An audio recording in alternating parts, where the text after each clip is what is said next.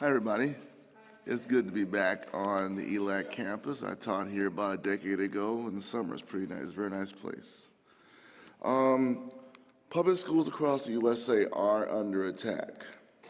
Whether you're a parent of a student or a student yourself, or just a working class person, you have certainly heard in the news stories about budget cuts here or a decrease in funding there for a particular school.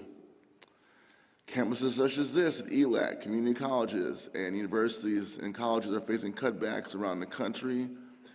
Tuition increases are quite normal. In California, for example, tuitions have risen 315% in the last 10 years.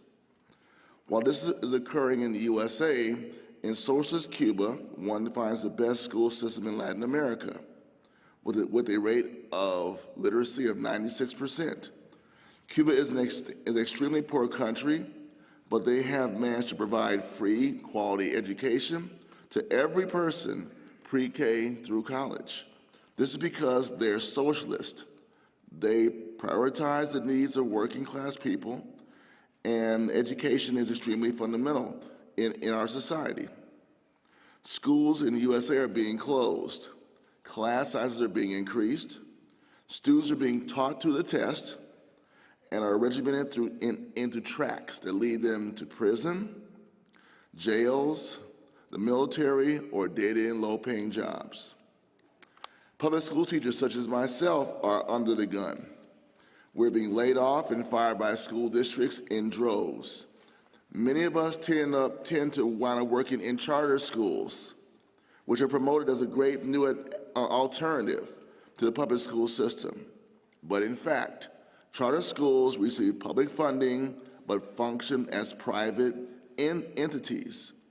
Charter schools have a strong history of discrimination in their admissions, union busing within their employees, and alarming lack of overall oversight.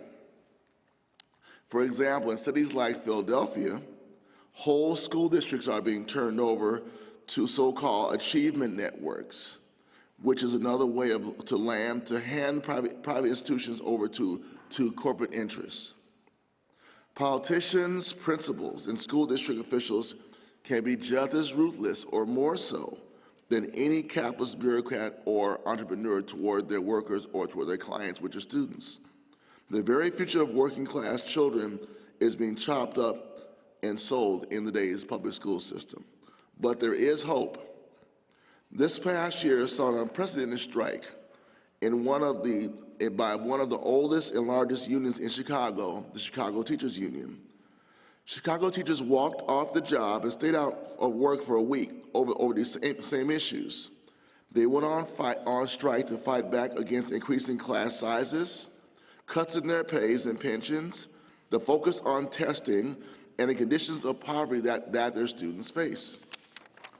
It was a very political strike because public education is a class struggle. The children of the wealthy don't go to these schools, but it's the wealthy who come up with the policies and legislations that destroyed these schools today. This was something that the Chicago teachers talked about and brought to light. Those teachers fought the system, and guess what? They won. They received a number of concessions from the politicians and district that they never would have gotten if they hadn't fought back with their communities behind them. So we must continue the struggle like this that was kicked off in Chicago. In this new period, as long as the rich dominate society politically and economically, a real comprehensive education for working class and the poor will not occur. The children of our future will always be facing something to fight, to create, and to defend. Ultimately, the only solution is to follow the lead of people of Cuba and create a revolutionary movement to overturn the current capitalist society and to create a social system where education, students, and teachers become leaders and take control of their own futures. Thank you very much.